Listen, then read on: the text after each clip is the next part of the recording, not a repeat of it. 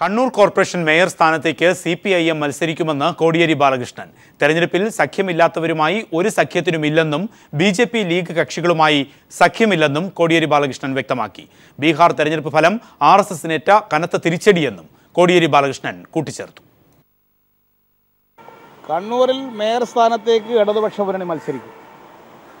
ആ മത്സരത്തിൽ ഇടതുപക്ഷ മുന്നണിയെ പിന്താങ്ങാൻ ആരെങ്കിലും തയ്യാറാവുകയാണെങ്കിൽ അവരുടെ സഹായം സ്വീകരിക്കും. അത് ആരാണോ സഹകരിക്കുന്നത് ആ പുറത്തുള്ള ആളുടെ സഹായം അവർ തയ്യാറാണെങ്കിൽ അവരുടെ സഹകരണം ഞങ്ങൾ തേടും. RSPയുടെ അഖിലേന്ത്യാ കമ്മിറ്റിക്ക് സ്വാഭാവികമായും ഈ സാഹചര്യത്തിൽ ഒരു അഖിലേന്ത്യാ പശ്ചാത്തലത്തിൽ നിന്നുകൊണ്ടുള്ള നിലപാടെടുക്കാൻ RSP നിർബന്ധിതമാവും. ജനതാദൾ യുവിനും അഖിലേന്ത്യാ രാഷ്ട്രീയ പശ്ചാത്തലത്തിൻ്റെ അടിസ്ഥാനത്തിലൊരു നിലപാടെടുക്കാൻ ജനതാദൾ യുവും നിർബന്ധിതമാവും.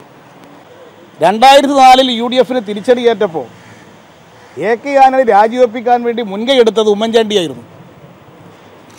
അന്ന് എടുത്ത തീരുമാനത്തിൽ ശരിയാണെന്ന് ഇപ്പോൾ ഉമ്മൻചാണ്ടിക്ക് തോന്നുന്നുണ്ടെങ്കിൽ AK ആന്റണി കാണിച്ച മാതൃക, 2004 കാണിച്ച മാതൃക ഇപ്പോൾ ഉമ്മൻചാണ്ടി സ്വീകരിക്കാൻ തയ്യാറാവണം. ഇത് ദേശീയ രാഷ്ട്രീയത്തിൽ വന്നുകൊണ്ടിരിക്കുന്ന മാറ്റത്തിൻ്റെ ഒരു പ്രതിഫലനമാണ്. ബീഹാർ ഇലക്ഷനിൽ മഹാസഖ്യം നേടിയിട്ടുള്ള വിജയം.